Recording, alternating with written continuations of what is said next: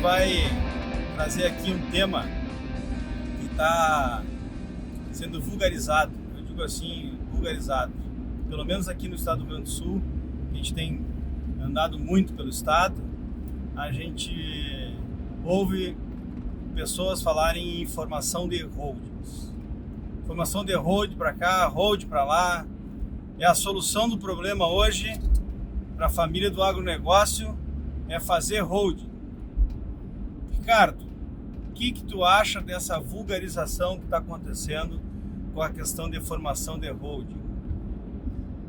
De fato, Nelsinho, o que a gente tem acompanhado, né, é que parece que criar uma holding é a solução para todos os problemas do agronegócio, né? É um certo modismo por trás disso aí. Parece que quem tem holding é moderno e quem não tem está atrasado. Exato. Quando passa essa ideia, se tornou um modismo, tá? Tenho notado também que essa prática adotada de maneira indiscriminada ou manejada, uma ferramenta manejada por pessoas que às vezes não sabem o que estão fazendo, está trazendo mais problemas do que soluções, tá? Os problemas aqui, às vezes esses problemas acabam por queimar, vamos dizer assim, né, a reputação dessa ferramenta que é a holding, que é uma ferramenta muito útil, muito importante, porque é utilizada de maneira equivocada, tá? Então, o que eu tenho a dizer sobre isso, essa questão das holdings? Primeiro que a criação de uma holding, ela é sim uma ferramenta que pode ser útil, que pode ser importante, que pode ser aplicável a diversos negócios para solucionar questões sucessórias, questões tributárias, questões de proteção patrimonial. Pode ser interessante e importante em diversos níveis adotado, tá? Segundo lugar, é um assunto de relevante complexidade, certo? A gente vai envolver aí questões tributárias, questões envolvendo direito de família, questões contábeis complexas, entre uma série de outras questões societárias, obviamente, né? Então, entre uma série de outros assuntos, né, jurídicos, contábeis complexos, que nem sempre são dominados pelas pessoas que estão manejando essa ferramenta, tá? E isso acaba dando problemas. Que tipo de problemas que a gente tem verificado? Quais são esses problemas? Criar uma holding por si só, transferir os imóveis de uma pessoa física para uma pessoa jurídica, em conjunto com a família, por si só não resolve o problema da sucessão. Esse é o mito número 1, certo? Porque fazer inventário quando alguém falece de imóveis ou fazer inventário de cotas ou ações de uma empresa tem exatamente o mesmo custo. Então eu criei a empresa, joguei lá para dentro da empresa os imóveis, né? Em vez de ser proprietário de um imóvel, passei a ser proprietário de cotas.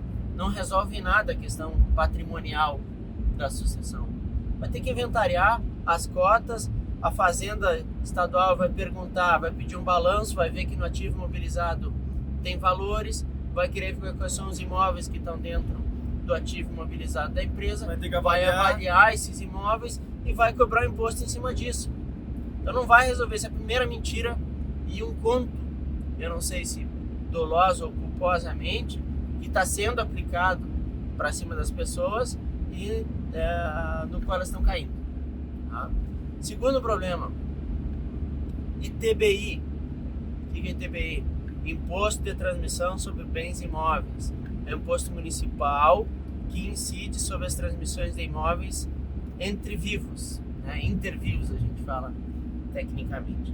Então esse é um imposto que incide em toda alienação de imóvel e, em tese, está dentro do campo de incidência dele essa operação de integralização, quando tu transfere o imóvel de uma pessoa física para uma pessoa jurídica, tá?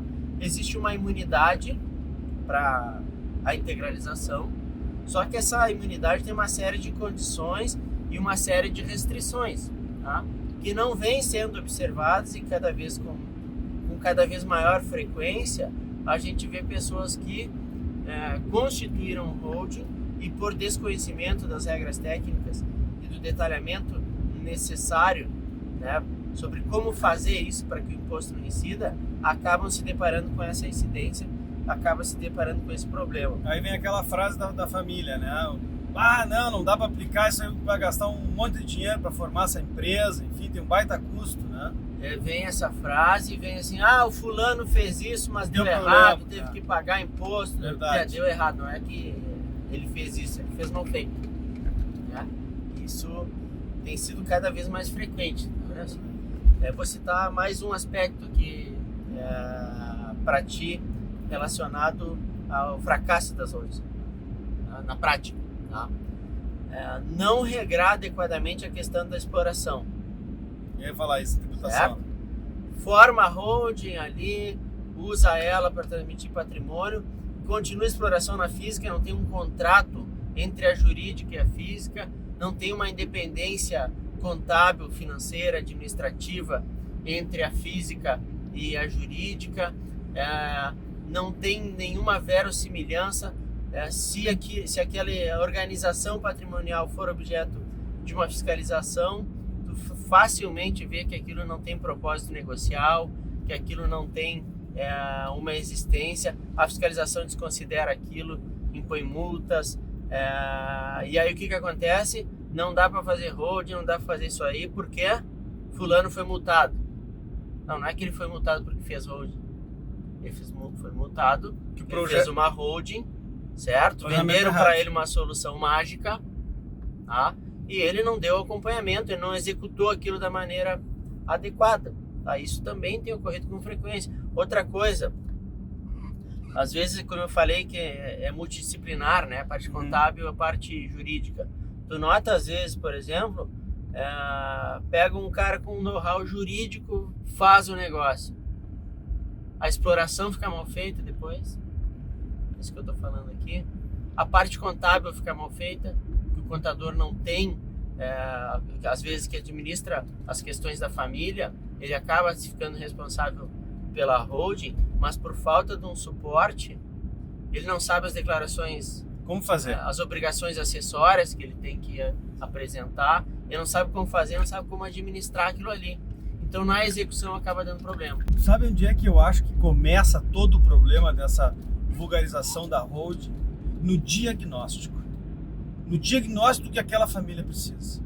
Pelo seguinte, esses dias eu estava em Dom Pedrito, em reunião, tu estava junto comigo, em reunião com uma família, né? E aí a família veio com a informação de que tinham diagnosticado que eles precisariam da formação de uma holding. Te lembra disso? Lembro. O que aconteceu? Não. Os caras não têm que ter holding, os caras têm que ter um projeto de governança que não tem nada a ver com holding. Então, começa pelo diagnóstico.